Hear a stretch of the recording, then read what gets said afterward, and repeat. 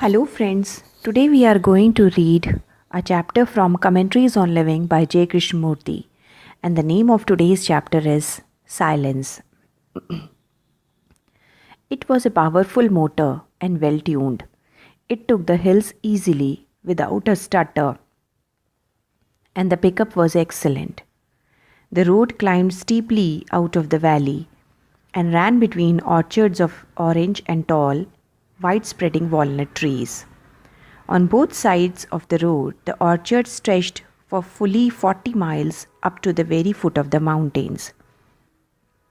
Becoming straight, the road passed through one or two small towns and then continued into the open country, which was bright green with alfalfa. Again winding through many hills, the road finally came out onto the desert. It was a smooth road, the hum of the motor was steady, and the traffic was very light. There was there was an intense awareness of the country, of the occasional passing car, of the road signals, of the clear blue sky, of the body sitting in the car, but the mind was very still. It was not the quietness of exhaustion or of relaxation, but a stillness that was very alert. There was no point from which the mind was still. There was no observer of this tranquility. The experiencer was wholly absent. Though there was desultory conversation, there was no ripple in this silence. One heard the roar of the wind as the car sped along. Yet this stillness was inseparable from the noise of the wind, from the sounds of the car, and from the spoken word. The mind had no recollection of previous stillnesses, of those silences it had known. It did not say, "This is tranquility." There was no verbalization, which is only the recognition and the affirmation of a somewhat similar experience. Because there was no verbalization, thought was absent. There was no recording, and therefore thought was not able to pick up the silence or to think about it, for the word stillness is not stillness. When the word is not, the mind cannot operate, and so the experiencer cannot store up as a means of further pleasure.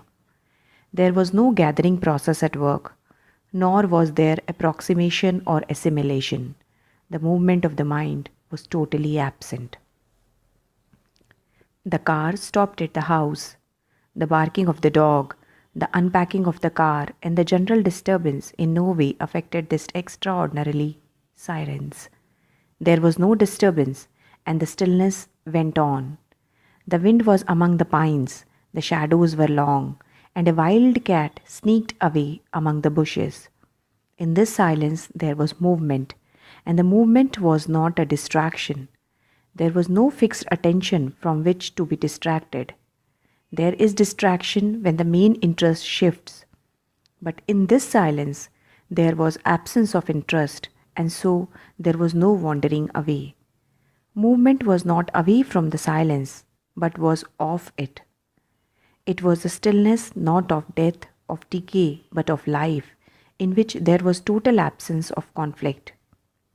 With most of us, the struggle of pain and pleasure, the urge of activity gives us the sense of life, and if that urge were taken away, we should be lost and soon disintegrate. But this stillness and its movement was creation ever renewing itself.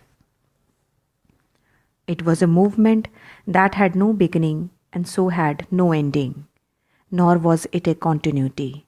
Movement implies time, but here there was no time. Time is the more and the less, the near and the far, yesterday and tomorrow. But in this stillness, all comparison ceased. It was not a silence that came to an end to begin again. There was no repetition. The many tricks of the cunning mind were wholly absent. If this silence were an illusion, the mind would have some relationship to it. It would either reject it or cling to it, reason it away, or with subtle satisfaction identify itself with it. But since it has no relationship to this silence, the mind cannot accept or deny it.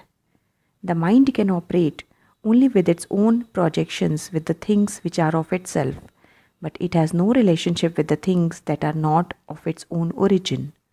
This silence is not of the mind, and so the mind cannot cultivate or become identified with it. The content of this silence is not to be measured by words.